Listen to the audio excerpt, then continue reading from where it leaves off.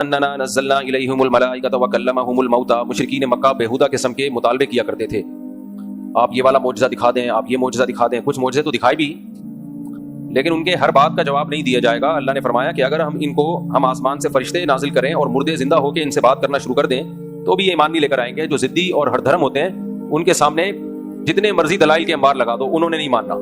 تو اس لیے آپ پریشان نہ ہوا کریں ان کے بیہودہ مطالبوں سے. آپ کا کام ہے دعوت اور تبلیغ کرنا، آپ اپنا پیغام پہنچاتے رہیں. تو اس میں ہمیں بھی یہ پیغام ہے بھائی، ہم حق بات بیان کرتے رہیں گے، کوئی مانے اس کی مرضی، نہ مانے اس کی مرضی، تو ٹینشن لینے کا نہیں ہے. اچھا، اس میں ایک آیت یہ بھی ہے، چونکہ کچھ آیتیں میں ایسی بیان کرتا ہوں جس کی لوگ غلط تفسیر بتاتے ہیں، اس لیے میں وہ اس لیے بیان کرتا ہوں تاکہ غلط تفسیر سے لوگ ہوشیار رہیں، غلط تفسیر میں نہ پڑیں. یہ جو آیت ہے وَإِن تُطِعْ أَكْثَرَ مَن فِي الْأَرْضِ يُضِلُّوكَ عَن سَبِيلِ اللَّهِ، اے نبی آپ اگر زمین میں اکثریت کی اتباع کریں گے تو یہ آپ کو اللہ کے راستے سے گمراہ کر دیں گے. آج کل اس کا ایک غلط مطلب بیان کیا جا رہا ہے. کوئی نیا فرقہ امت میں اٹھتا ہے، کوئی نئی بات لے کر آتا ہے مارکیٹ میں جو اس سے پہلے کبھی کسی نے سنی نہیں ہوتی. جب علماء رد کرتے ہیں کہ بھائی پوری امت ایک طرف جا رہی ہے، تم 1.5 اینٹ کی الگ مسجد کیوں بنا رہے ہو، تو وہ دلیل میں آیت پیش کرتے ہیں کہ تم اگر اکثریت کو فالو کرو گے تو گمراہ ہو جاؤ گے. دیکھو قرآن کہہ رہے ہیں اکثریت کو فالو مت کرنا. او بھائی یہ مطلب آیت کا نہیں ہے.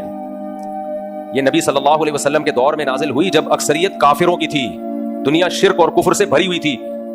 اس میں اکثریت سے مسلمانوں کی اکثریت مراد نہیں ہے، کیونکہ مسلمانوں کی اکثریت کو تو فالو کرنے کا حکم دیا گیا ہے. مسلمانوں میں اکثریت گمراہی پہ جمع نہیں ہو سکتی.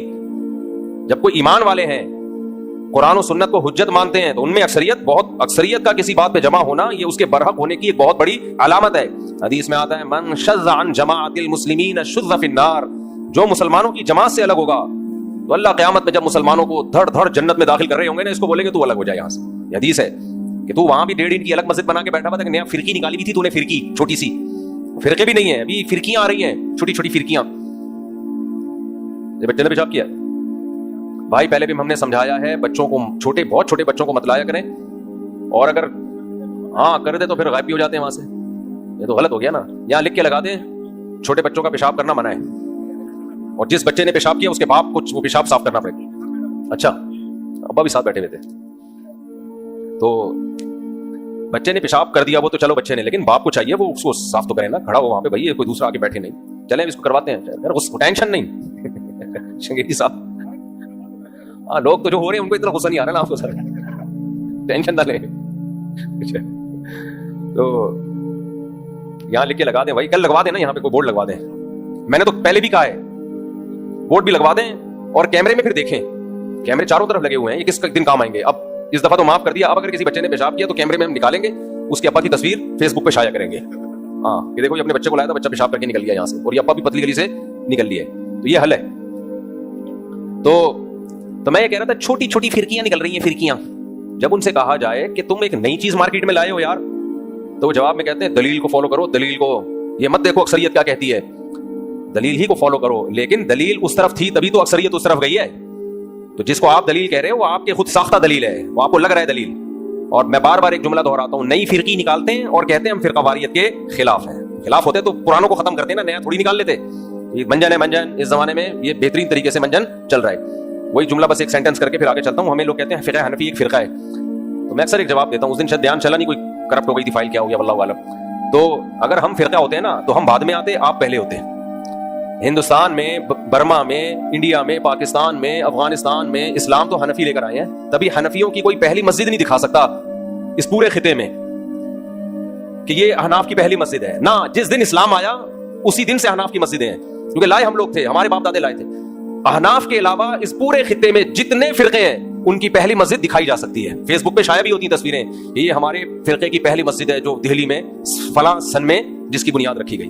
تو احناف کی نہیں آپ دکھا سکتے پہلی مسجد. تو اسلام ہم لے کر آئے ہیں میرے بھائی، اور ہمیں کیا بنا کے پیش کر دیا؟ فرقہ. ایک بات تو یہ ہو گئی. تو ان تطیع اکثر من فی الارض یضلوک عن سبیل اللہ کا مطلب سمجھ میں آیا کہ اکثریت سے مراد غیر مسلم اور مسلم ملا کے پوری دنیا میں اس وقت جو تھے. مسلمانوں میں اکثریت اس سے مراد نہیں ہے، اور خاص طور پہ اہل سنت والجماعت میں، ان میں تو اکثریت کا ہونا ایک بہت بڑی علامت ہے کہ یہ حق پر ہیں.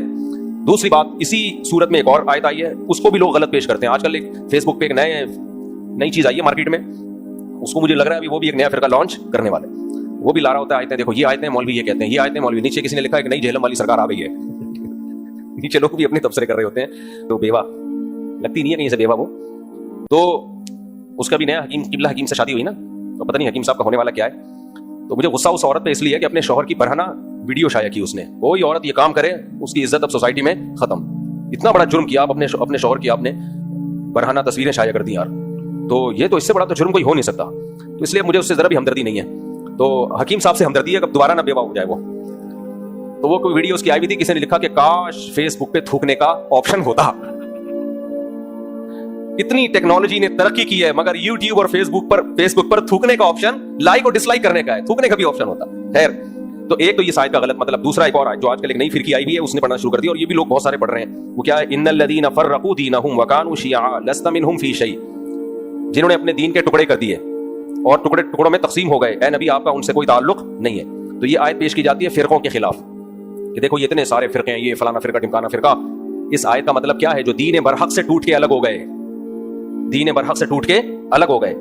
جو دین برحق پر قائم ہیں تو وہ تو فرقوں میں شامل ہی نہیں ہے. جو دین برحق سے ٹوٹ کے الگ ہو گئے, تو یہ آیت آپ جب پڑھیں جب آپ اپنے بارے میں ثابت کریں کہ ہم دین برحق سے ٹوٹ کے الگ نہیں ہوئے, ہم اسی دین برحق اور اسی کو فالو کرنے والے مسلمانوں کی جماعت میں سے ہیں, تو یہ بھی آپ کے خلاف آئے جا رہی ہے کہ جو جمہور امت سے ہٹیں گے, نیا فرقہ بنائیں گے, اس پہ یہ آیت منطبق ہوتی ہے.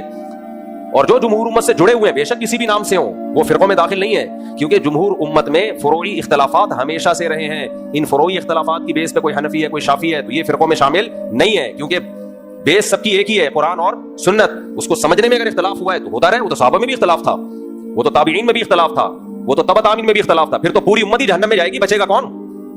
یہ 4-6 آدمی رہ جائیں گے جو میں اکثر بیان کرتا رہتا ہوں. 4-6 آدمی رہ جائیں گے, سارے ہی برباد ہو جائیں گے. پھر تو امت بہت بڑی تعداد میں جنت میں جائے گی, ہمیں حدیث سے پتہ چلتا ہے. اور ان نئے اسکالرز کو آپ جب سنتے ہو تو ایسے لگتا ہے 4-6 آدمیوں کے علاوہ کوئی جنت میں جانے والا نہیں ہے, سارے گھاس کھا رہے ہیں. تو یہ بھی آیت کا غلط مطلب پیش کیا جاتا ہے. اب ہم آگے چلتے ہیں دوسری آیتوں کی طرف.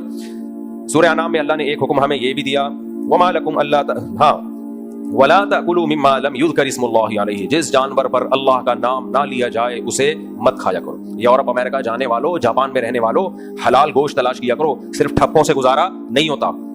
وہاں بعض لوگوں نے حلال ٹھپے بنائے ہوئے, جو آ رہا ہے دے دنادن ٹھپے پہ ٹھپا, حلال حلال حلال. ایسا نہیں ہوتا. آپ کو تحقیق کرنی پڑے گی کہ ہینڈ سلاٹر سے باقاعدہ اللہ کا نام لے کے ذبح کیا گیا ہے کہ نہیں کیا گیا, اس وقت تک وہ گوشت حلال نہیں ہوگا. باہر ملکوں میں اس کی بہت تحقیق لازم ہے. اور یہ مشینی ذبیحہ بھی حلال نہیں ہے. اس میں پہلے کئی بار دلائل دے چکا ہوں, اب دوں گا تو پھر ساری تفسیر کا لیکچر ہمارا اسی پہ چلا جائے گا. ہاتھ سے باقاعدہ اللہ کا نام لے کے ذبح کیا گیا ہو, ادروائز آپ کے لیے وہ میٹ کھانا حلال نہیں ہے. سمجھتے ہو؟ لوگ کہتے ہیں ایکچولی مجبوری ہے. کوئی گوشت کھانا فضیلت ہے, مجبوری نہیں ہے. ہندو سبزیاں کھا کے 100 سال بھی جی لیتے ہیں. تو ہم ویجیٹیرین ہیں نہیں, ہم گوشت خور ہیں, لیکن حلال ملے تو. گوشت خور کا مطلب یہ نہیں ہے کہ جو بھی گوشت مل گیا متزل ہلا لیا, جو ملا کھا لیا, ایسا نہیں ہے. حلال گوشت کھائیں گے, ہاتھ ہینڈ سلاٹر ہو. مشینی ذبیحہ کو ہم حلال نہیں سمجھتے, کیونکہ مشین کو تھوڑی نام لینے کا کوئی اس کا یا اس کا ذبح کا ہو. اسی میں اللہ نے یہ بھی فرمایا, وَذَرُوا ظَاهِرَ الْإِثْمِ وَبَاطِنَهُ, ظاہری گناہوں کو بھی چھوڑو, چھپے ہوئے گناہوں کو بھی چھوڑو. إِنَّ الَّذِينَ يَكْسِبُونَ الْإِثْمَ سَيُجْزَوْنَ بِمَا كَانُوا يَقْتَرِفُونَ. جو گناہ کر رہے ہیں نا ان قریب اس کی سزا بھی ملے گی. آج اللہ کی رحمت کا ایسا تصور بنا کے پیش کیا جاتا ہے کہ بھائی اللہ بہت غفور الرحیم ہے, جو مرضی کرتے رہو وہ سب کیا کر دے گا, معاف کر دے گا. اللہ نے تو نہیں کہا کہ تم جو مرضی کرتے رہو میں معاف کر دوں گا. اللہ نے کہا بھائی میں سزا دوں گا. یہ اللہ ہی کہہ رہے ہیں, میں تو نہیں کہہ رہا نا. سورہ انعام میں دیکھ لو آیت نمبر 120, اللہ فرماتے ہیں ان الذین یکسبون الاسم, جو بھی گناہ کر رہے ہیں چاہے چھپا ہوا گناہ ہو یا پبلک کے سامنے گناہ ہو, سیجزون, ان قریب بدلہ ملنے والا ہے, زیادہ دیر نہیں ہے, مزے کر لو. مرو گے شروع ہے عذاب, قبر میں حساب و کتاب ہے, پھر میدان حشر میں ہے, پھر آگے جہنم میں. یہ بڑی ٹف زندگی ہے, اس لیے آپ کے پاس گناہ کرنے کا آپشن نہیں ہے. تو اللہ فرماتے ہیں سیجزون, جلدی بدلہ ملنے والا ہے. ہم سمجھتے ہیں بڑی لمبی زندگی, کوئی لمبی زندگی نہیں ہے. تو جو کر رہے ہو طبیعت سے چترول لگنے والے ہیں, سزا ملنے والی ہے. یہ بھی ہے جہاں اللہ غفور الرحیم ہے وہاں عزیز ذو انتقام بھی ہے. تو ہمارے یہاں ایسا تصور پیش کر دیا جاتا ہے بس 27ویں کو مر جاؤ, اگلے پچھلے سارے معاف. رمضان میں مرا, بہنوں کی وراثت کھا کے مرا ہے, پھر بھی کہاں جائے گا, جنت میں. رمضان میں مرے, رمضان میں مرنا یقیناً فضیلت ہے, یقیناً فضیلت ہے, اس فضیلت کا انکار نہیں ہے. 27ویں رات میں موت ہو گئی, فضیلت ہے, بڑی رات میں موت ہوئی ہے, لیکن اس کی وجہ سے یہ نہیں ہوتا کہ آپ اس گناہوں کو ہلکا سمجھنا شروع کر دیں. اسلام نے 27ویں رات کو اتنا فوکس نہیں کیا جتنا گناہوں سے بچنے کو فوکس کیا ہے. اس کی ویلیو زیادہ ہے. جتنے بھی پیغمبر دنیا میں آئے ہیں وہ لوگوں کو برائیوں سے روکنے کے لیے آئے ہیں. اس سے پتہ چلتا ہے اللہ کی نظر میں برائی سے بچنے کی ویلیو زیادہ ہے. ورنہ وہ پیغمبر آ کے بس رمضان کے فضائل سنا کے چلے جاتے, جو مرضی کرتے رہو. تبھی ہمارا بیڑا غرق ہوا ہے. بڑے سے بڑا گناہگار علانیہ کبیرہ گناہوں میں ہوتا ہے, وہ فلانی تاریخ کو مر گیا تو جنت میں, فلانی. لوگ کہتے ہیں کوئی بات نہیں یار, یہ تو اتنا بڑا ایشو ہے نہیں. تو انبیاء ڈراتے ہیں اللہ کے عذاب سے, قرآن بھی ڈراتا ہے. تو اس لیے ہمیں ڈرنا چاہیے. گناہ ہو گیا ہے تو سچی توبہ کر کے اللہ کو راضی کرو. جو توبہ کرنے والے ہیں ان کے لیے اللہ غفور رحیم ہے. توبہ کرنے والوں کے لیے غفور رحیم ہے، گناہگاروں کے لیے غفور رحیم نہیں. گناہگاروں کے لیے تو سیجزون، اللہ کہہ رہا ہے سزا ملے گی. تو اس لیے بچنا چاہیے، ڈرنا چاہیے اللہ کے عذاب سے. آگے ہم چلتے ہیں اس آیت سے، یا معشر الجن قد استکثرتم من الانس. اللہ نے قرآن میں فرمایا جنات سے خطاب کر کے کہ تم انسانوں سے تعداد میں زیادہ ہو. اس سے ہمیں یہ بھی پتہ چلتا ہے کہ جنات کی آبادی انسانوں کی آبادی سے زیادہ ہے. سائنس نہیں مانتی جنات کو تو نہ مانے، سائنس انکار بھی نہیں کر سکتی. بھائی جو چیز آپ کی پہنچ سے بالاتر ہے تو آپ کو کیا پتا وہ ہے یا نہیں ہے. سائنس نے کبھی یہ دعویٰ کیا ہی نہیں ہے کہ ہم نے سب کچھ ہمیں پتہ چل گیا ہے. بہت ساری مخلوق اللہ نے ایسی بنائی ہے جو مادی مخلوق ہی نہیں ہے، تو وہ ٹریس کیسے ہو سکتی ہے؟ تو بس ہمارا یہ ایمان ہے اللہ نے جنات کو بنایا، پیدا کیا، اللہ کی مخلوق ہے،